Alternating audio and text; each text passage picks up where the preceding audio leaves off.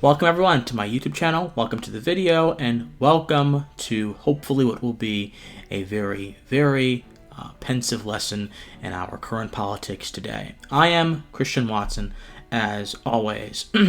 Today's topic is none other than memes. Oh yes, if you've been an observer of American politics, or really any kind of politics for a long while, or even a short while, you will have indisputably came across a meme. A meme, in common political parlance, is simply a picture or a photograph embossed with text that describes something, text that oftentimes lends a quality to the depiction you're seeing in the photograph. Memes were credited by many historians and political observers with 2016's elections result with the rise of Donald Trump. Not only that, but memes have risen from the underbelly of the internet, and they have taken over political discourse. If you go on Twitter, which is probably a bad example in the first place, you will most certainly see a multitude of memes abounding in any political conversation. Does this mean that all everyday Americans pay attention to memes and that memes affect their understanding? Perhaps not. But as politics and elections are increasingly digitized, and the war of ideas is fought in the agora that social media companies and platforms like Twitter and Facebook provide, you will begin to see the electoral system and the political system of America take the image of where its disputes are handled out. Many people view memes as a joke, a way of making a sort of light-hearted jab at the seriousness of politics. Indeed, many people will resort to the refrain, "It's just a meme, bro." Seriously, I'm just quoting. That's not me, I'm just quoting. But I believe, earnestly, as someone who studies philosophy and someone who wants American political discourse to return to a state of dignity, a state of intelligence, a state of wit that is concerned primarily with procuring the truth, I am concerned that memes can lead us nowhere good and everywhere bad. In fact, not just potentially could they do this, I'm certain that they have. Ultimately, my friends, what memes do is they distort political understanding. They distort the issues. Very deep and complex political issues. They distort our understanding of those issues. And they present to us a distilled, false idea of those issues. Or of those figures. Because they also distort perceptions of people as well. For example, the meme that you are seeing on your screen right now was a meme meant to, in theory, harken back to the good old days of the 1960s, where the Democratic Party was supposedly much more moderate and much more responsible with its rhetoric. Indeed, you have on one side Kennedy talking about the general values of Americanism, and then Alexandria Ocasio-Cortez talking about free stuff. To many people, this may be seen as a clever joke or a brilliant commentary on the distinctions between the Democratic Party of yesteryear and the Democratic Party of today.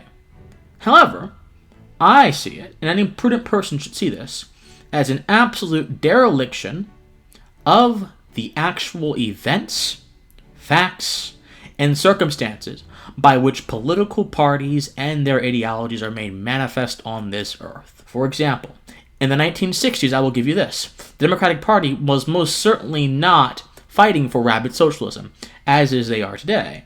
However, John F. Kennedy was far from a saint, far from a universal extoller of American values. John F. Kennedy, instead, pushed for a hike of the minimum wage, which is an arbitrary requirement which imposes upon owners a illegitimate, rights-violating standard by which they have to pay their employees regardless of their labor, regardless of any other factor other than the arbitrary standard of fairness forced by the gun of the government. Kennedy was for that. And the political principle which undergirds the progressive movement is primarily force. So, in the 60s, indeed, Kennedy was less bombastic about his want to use force, and that is often swept under the rug as people christen and lionize him as the immortal young president, but unfortunately Kennedy was not any better than a lot of progressives are today.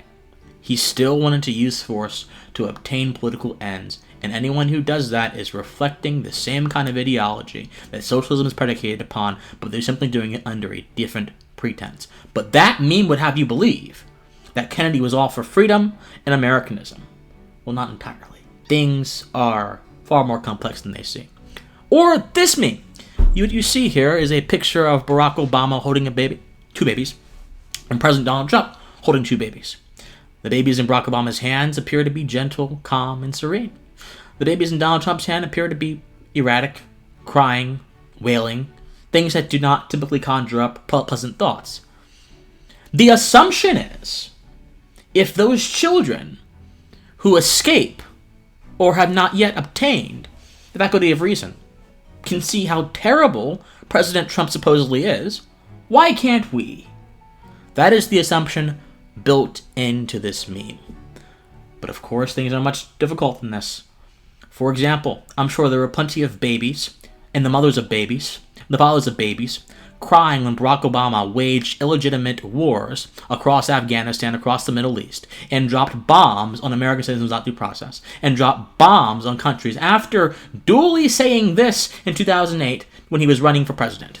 I will promise you this, that if we have not gotten our troops out by the time I am president, it is the first thing I will do. I will get our troops home. We will bring an end to this war. You can take that to the bank. I'm sure that caused a lot of tears to be poured, but that meme doesn't show that. Similarly, I'm sure the parents or the children of many of the people who President Trump has helped get out of an illegitimate imprisonment brought about through mass incarceration would probably be quite happy with that decision. And whether you disagree with President Trump or not, that is not the point here. This is not about him. It's not about Barack Obama. This is about the messages that these memes convey. Memes distill very complex issues, turn them into sound bites, and lead us astray, my friends. Lead us astray from the light of the truth. That is a fundamental problem.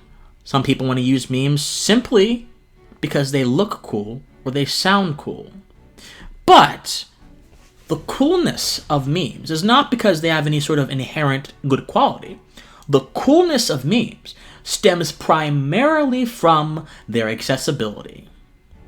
That we are in an age, a digital age, and this was measured from 2006 onward, in which many teenagers and many adolescents, young adults like myself, I'm 20, can only handle bite-sized, soundbite information. That is what social media has done to the young mind, the young modern mind. Many young folks, statistically, are not opting to read longer books or have longer form conversations. They're opting to see a meme. They're opting to see a 1-minute clip. Hell, some of them might even be opting to click out of my videos because they apparently are too long sometimes.